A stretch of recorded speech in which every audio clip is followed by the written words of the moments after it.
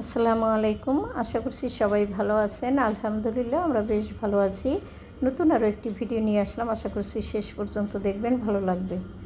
তো কি ভাবছেন? মনে হচ্ছে সকালবেলা নাস্তা করে তারপরেই প্লেট বাটি ধোয়া ধাইয়ের কাজ করা শুরু করে দিয়েছি, কিন্তু না, এটা কিন্তু মাগরিবের পরে ছিল। ইফতার করার পরে নামাজ পড়ে আমি কিন্তু প্লেট বাটিগুলো ধোয়ার জন্য চলে এসেছি।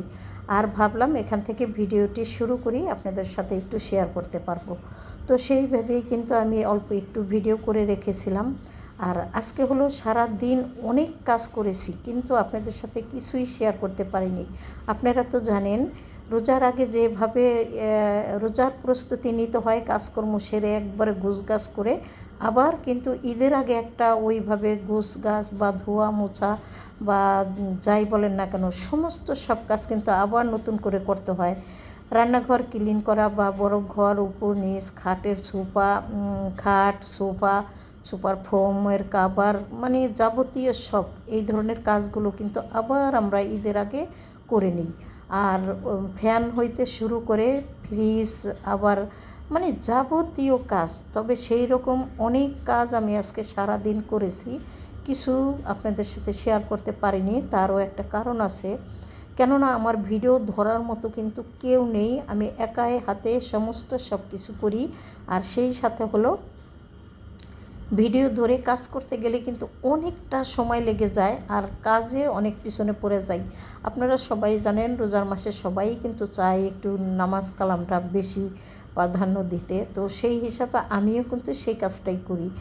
যত কাজই আমি করি না কেন, 2-1.5টার ভিতরে আমার সমস্ত কাজ শেষ করা চাই। কেননা আমি গোসল করব, অজু করব, নামাজ পড়ব, এটা হচ্ছে আমার মেন উদ্দেশ্য।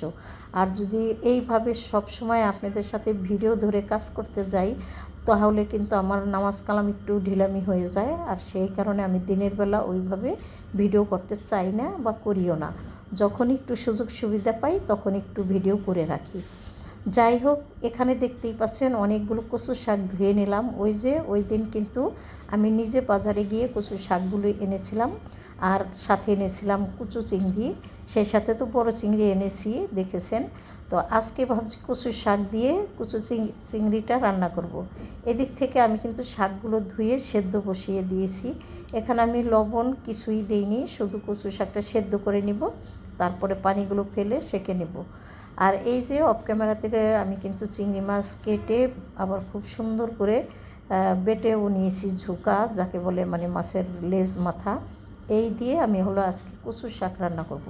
তো কচু শাকে তো বেশি করে রসুন দিতে হয়। আমি কিন্তু শুকনো মরিচ ফোড়ন দিয়ে বেশ কিছু রসুন এবং সেই সাথে কাঁচামরিচ আর সামান্য একটু পেঁয়াজ দিয়ে দিলাম।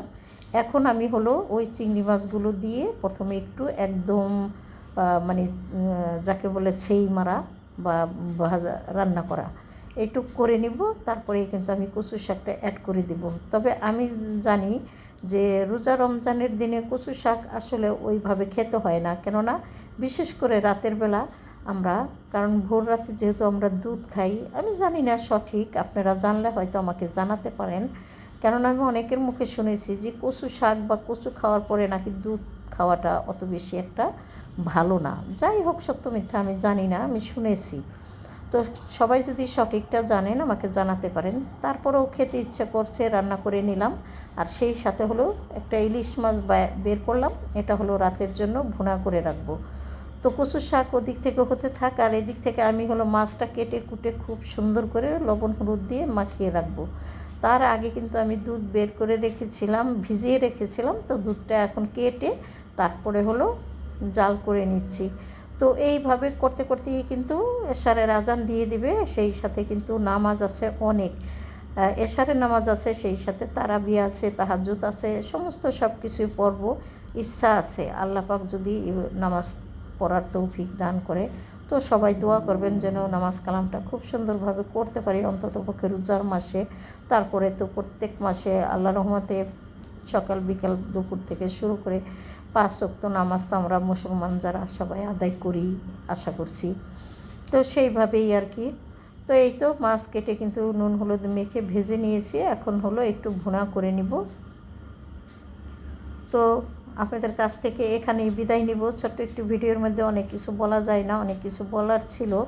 ভুল ত্রুটি সবাই ক্ষমা সুন্দর দৃষ্টিতে দেখবেন, সেই সাথে সাবস্ক্রাইব করে আমার পাশে থাকবেন। আল্লাহ হাফেজ, আসসালামু আলাইকুম।